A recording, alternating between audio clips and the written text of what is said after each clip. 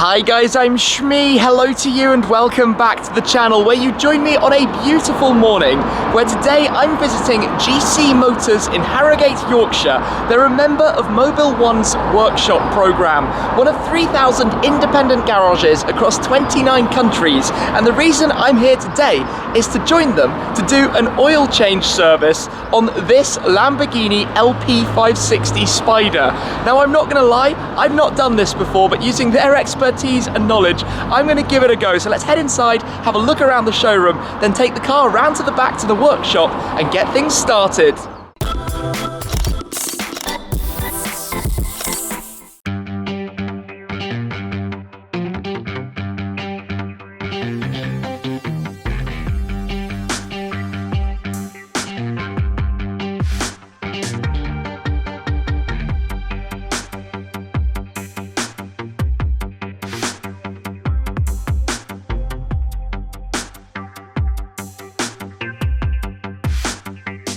As I'm becoming a mechanic for the day, let's take a look at the car on which I'm going to be working, the Lamborghini Gallardo LP560-4 Spyder.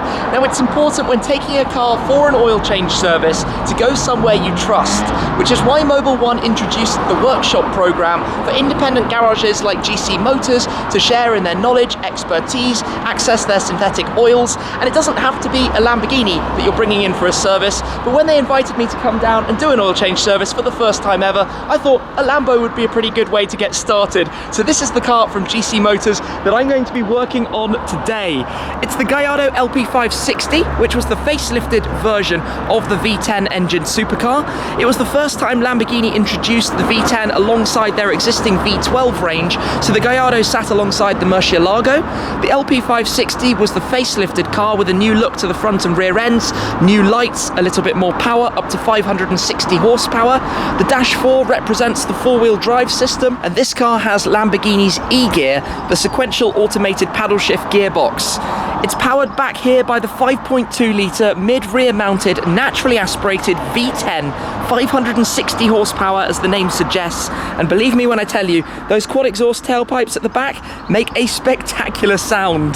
Now this one, finished in the bright white paintwork, has the Performante style decals on top of it to finish the look. But this was a car that very much featured prominently in the early days of my YouTube channel. It's a car that's become more attainable now due to the change in prices with the market, with the age of the car. It is the perfect example today to take a round back and see how all of this is going to work. So let's head straight into GC Motors, have a quick look inside the showroom before we jump into the Gallardo and go down to the workshop. Before we get around to the back, let's have a quick walkthrough of the GC Motors showroom and the supercars that we have in here, starting at the end here with the Lamborghini Aventador SV Roadster, finished in satin black with the orange accents. That is a menacing colour scheme. And then alongside it, something quite similar, in terms of the colours at least, the BMW M4 GTS. That's a very rare car. If we come towards the back, we've got the Lamborghini Huracan Performante, sandwiched between two Porsche 911s. The left, the Carrera GTS, and on the right, a Turbo S Cabriolet. Then we've got a 12C 570S Spyder and a 675 LT Coupe. Then a Ferrari FF, memories of my old FF. And then beyond that, the Audi R8 V10 Plus Spyder, the new model. And behind it, the Mercedes-AMG S63 Coupe, facelift version with the new front grille too. And then at the back here, tucked in around the stairs, we have the Lotus 311. Again, a very rare car, a track monster with a number plate. You don't see those often at all. But let's get back to the Gallardo and take it round to the back. I've got the keys then. It's been a while since I've driven a Gallardo, but let's take it just a short little hop around the corner to the back of the workshop. And you're going to hear the sound of this startup. The V10 in the Gallardo is one of the best sounds, that proper naturally aspirated engine. So, I've got to work out where the key goes. Tucks into the side here, no keyless keys on this era. But head round back and let's hear it fire up.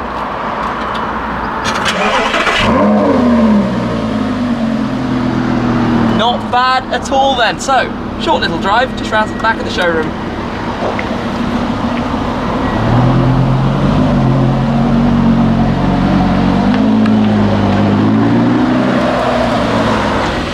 The good news is that we have a lift system to get over the little bumps. The hard bit though is the reverse is right here on the dashboard.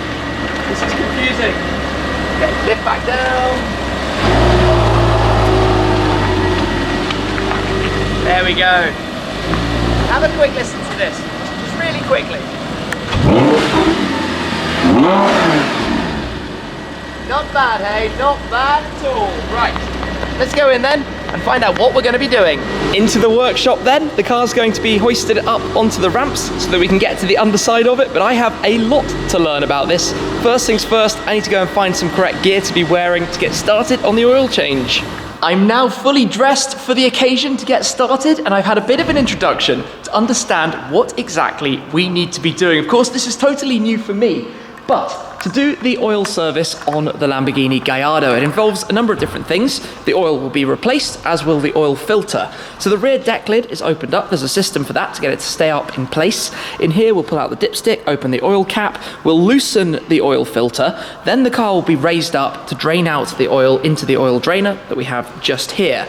Now, a big part of this, of course, is to make sure that the correct oils are used as the replacement, and this is where it helps being part of the Mobil1 Workshop Programme to get the business support, advice and guidance. So in this case, for example, we need 8.3 litres of Mobil1 5W30, the correct oil that is going to be going in here. So the first stage will now be to lift the car up, raise it up on the ramps, then go underneath to pull off the flat under tray, and then be able to open it up and get the oil drained out. First things first then, open up the oil cap. That's nice and easy. Lift up the dipstick, which is just lurking in here, so that's out of the way. And then we need to ratchet open the filter here. Just loosen that a little bit until it spins more freely.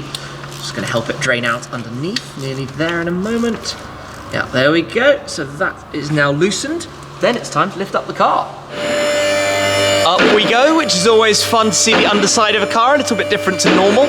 So right in here is where we need to access a number of the different points that the oil is going to drain out through. The main point just in there, then there's a secondary point here, and a third one just around the side. There we go, right there, that's going to be opened up. So we need to get rid of and unscrew and remove the under trays, and then we'll be able to access that better.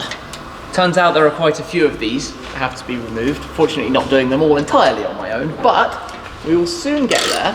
I've got the last two now to remove this back piece, and then I've got to make sure it doesn't drop onto my head.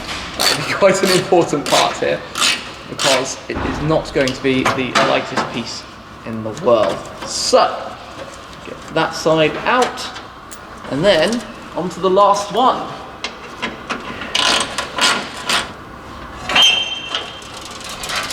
Out it comes. There we go, part of the car removed. And there we go, under tray of the car, filled with all sorts of grime from the road, but that's been successful so far. Get the screws away. Pop this down on here. So far, so good then. What we need to do now is come over and get the oil drainer, and hopefully, well, I'll have to seek some extra little bits of instruction to know exactly what we're doing, but this goes under here, then we'll open that up, and this goes and gets taken away afterwards to the correct place. And then we can bring the car down and refill it. It's game on time then. Let's open the first one. And I know for many people this might be quite simple, but I doubt many supercar owners actually have done it themselves. So total learning process for me. But let us get onto this. And then when it opens, I'm gonna have to move very quickly out of the way.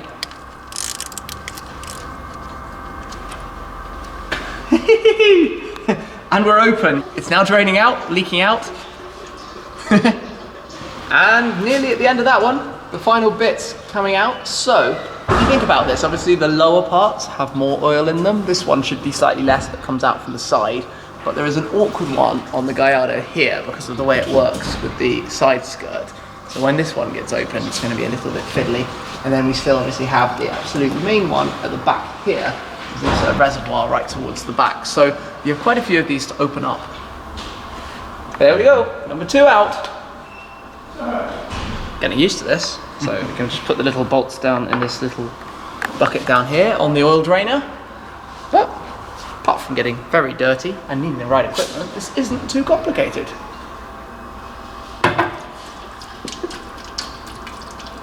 The one in here has the potential to be very messy, so let's see what happens. Yeah, there we go. This is the last one, and by far the main one, the main reservoir at the back, and there is a lot of oil that needs to come out of there, in theory, although not too much is actually coming out at the moment. which potentially means it definitely needed the oil service and was quite low beforehand. This is exactly why you do this. With the oil drained, we'll lower the car back down to the ground. We'll put the under trays back on afterwards, but now we need to get into the oil filter. So we lift and bring the car back down. We can do this. It's clearly quite important. This is a high performance car, but the same would be valid whether it was this or any other car, to be honest. If you wanted to drive properly, you need the right oils to protect the engine to ensure it runs as correctly and efficiently as possible. And we're nearly there. Back down on the ground.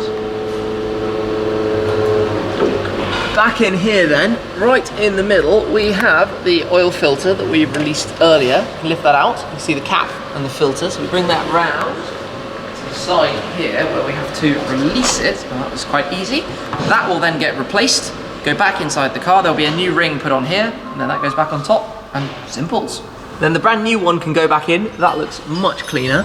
We have to put this inside here, and then rotate it until it's in exactly the right spot, and then it will hold down. He says, yeah, that feels right. I have now got then the cap, which we've got a new ring on. We put that down in here, and we'll twist it into place by hand first. Just got to get it into the right spot. There we go. Twist that in. Has to be done, it says on the top, to 25 Newton meters, so we've got a ratchet to do that. So that's held in. This comes down. And we can tighten it up. Nice and easily does it. Nearly there, I think. There we go, click. Perfect. Done. This bit is of course quite important to make sure we get the right amount. It's going to be a full container, full 5 litre container, and then a bit from the other one. We also have the jug, which will make pouring it into the oil filler a little bit easier. So we will transfer all of this over. Now this is the moment I really don't want to get wrong, the pouring in. So let us get this very delicately to start and fill. There we go.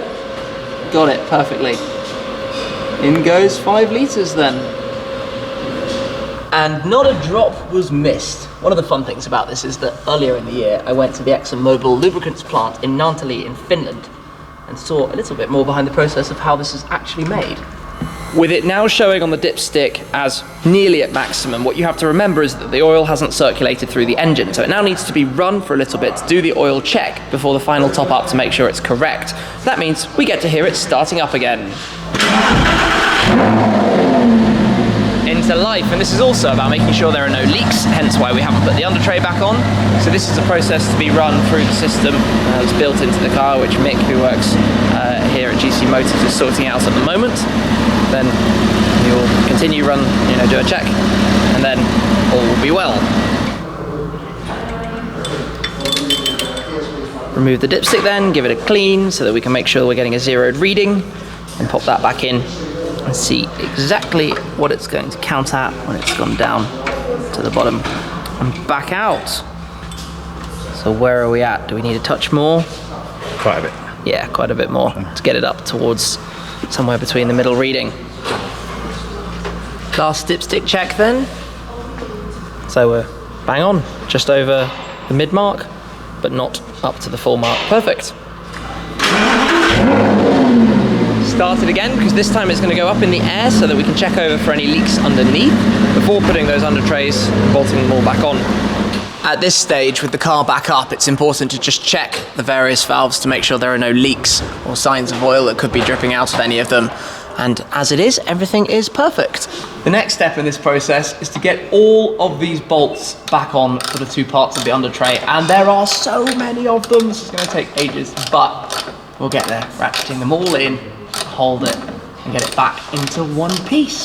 Last thing then, to close down the rear hatch. Close it back up, the deck lid that houses the convertible roof mechanism on the Gallardo Spyder, and that will be just about that as it clicks into place and finished.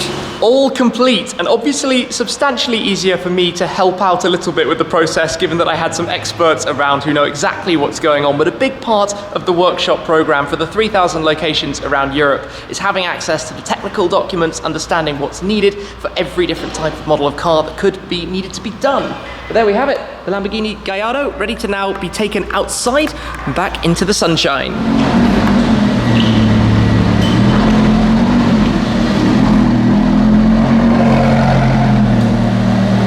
There we have it then, one serviced Lamborghini Gallardo LP560, and a very interesting experience for me, being involved in the process to carry out the oil change and oil filter change as part of the service. I know many of you might have tried this or been involved in it before, but I never had, so discovering that with GC Motors and with a car as awesome as the Lamborghini has been quite exciting to learn about what's actually done and how it works. And this is all part of the Mobil1 Workshop Programme, now with 3,000 venues, as I said, in the 29 countries across Europe, where they carry this out with the knowledge, with the skills, and with an understanding of all of the different cars that could be done. So thank you very much to both Mobil1 and to GC Motors, and of course to you for watching the video. I hope you've enjoyed it and seen a little bit as well yourselves. But that's it for this time. I'll catch up with you again very soon.